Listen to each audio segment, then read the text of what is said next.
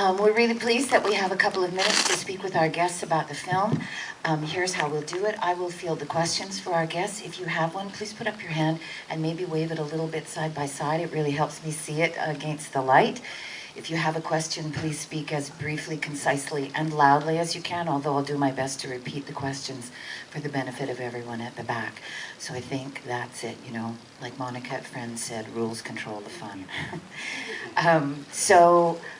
Yes, I think that's it. Please join me in welcoming back the director of Night Moves, Kelly Reichardt.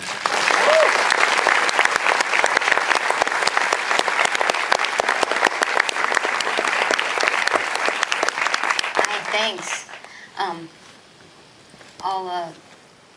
Thanks for sticking around. Dakota Fanning and Jesse Eisenberg. Behind door number one. I'm supposed to say a little bit more than that, right? Sorry. We're great. They know. I know that's not a very elaborate introduction. We've been together a lot these last days, and so. So we can begin. Yes, waving your hand. Thank you. It was great. So my question was, so Jesse is usually cast as sort of like hyper-verbal guy who talks a lot. That's awesome. So I'm kind of wondering like how you two came together and how you kind of saw him for the part and like was here. So did everybody hear the question? Just disprove your point.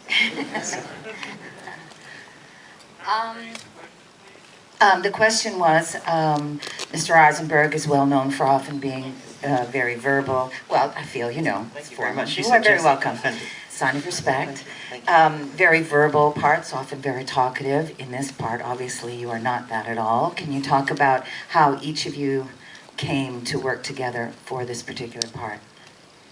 I mean, it's only difficult to play, it's only, I mean, if it makes sense to talk for the role, then you speak for the role. You know, if it makes sense that the character is not speaking for a reason, then it's not, you know, it doesn't feel wrong to do that. You know, this is a guy who doesn't feel comfortable, like, expressing himself to anybody. He buries all of his feelings and thoughts, of which he has many inside, and as, you know, he bottles them up to such a dangerous degree that it manifests in this kind of really violent action. So it makes sense that he wouldn't talk. I'm capable of not talking. This is not the best indication of that. But it's frankly easier to not talk than to talk, in the same way it's easier to not do anything than to do it. All right. Yes, there, please. I would love to know maybe just one thing that each of you did to prepare for the role, because it's an amazing, very intense film. At the end, I thought, oh my gosh, am I complicit in this? Like, should I constantly? It felt like such an amazing, intense film. So if there's something that each of you did to prepare, maybe as director, actress. The question is there something that each one of you did to prepare before starting out on work on the film? Prepare for the film? Well, obviously This your one job is day, different. this one afternoon, I read a book. Well, there's a lot of research involved, and meeting people and scouting, location scouting, where you meet more people, and I don't know, you enter a world for a year or so while you're writing and prepping, and it just sort of snowballs after that. I wouldn't know how to even break it down. Yeah, it's a lot of, it starts with an idea and a lot of research, and then it becomes more and more specific because you sort of enter into things and you meet people that are more, that are people and layered and have their own experiences. And sometimes you meet people in places, you know, I met people when I was scouting, for example, where I was just looking at their property, and one person in particular, he was showing us his property, and I realized he didn't have all the fingers on his hand, and it turned out he builds bombs. And he thought eco-terrorism was, he's like, oh, I'm really into that. I blow stuff up all the time. I blow up trees, I blow up. We're like, oh yeah, wait. That's not exactly what we were talking about. Wait, that's interesting. And instead of looking at his property, before I knew it, I was in his garage and he was teaching me how to build a bomb. But and he was explaining to me with his, not all his fingers, that it's hit and miss process, and so it's true. But so anyway, there's but Dakota, you could talk about how you don't prepare.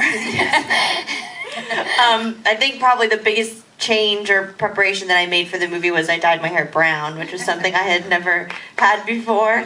Oh, thank you. Wow, thanks. Yeah. Nobody really actually noticed after I did it, which I found kind of offensive, but that's okay.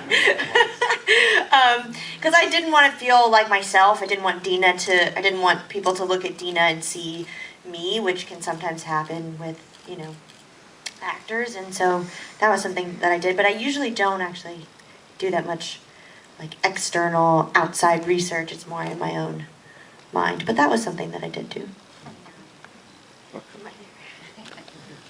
Well, I live in New York City, so it's a very fast-paced lifestyle, regardless of how you want to live. And so I thought it'd be helpful to go to the farm and live in the yurt and work on the farm so that I can understand the pace that he lives, because it's just such a different experience to go to work every day is like a 20-minute walk, even though you're living on the farm. To go to where you're harvesting is 20 minutes. So if you forget something back at the yurt, it's like a 40-minute detour.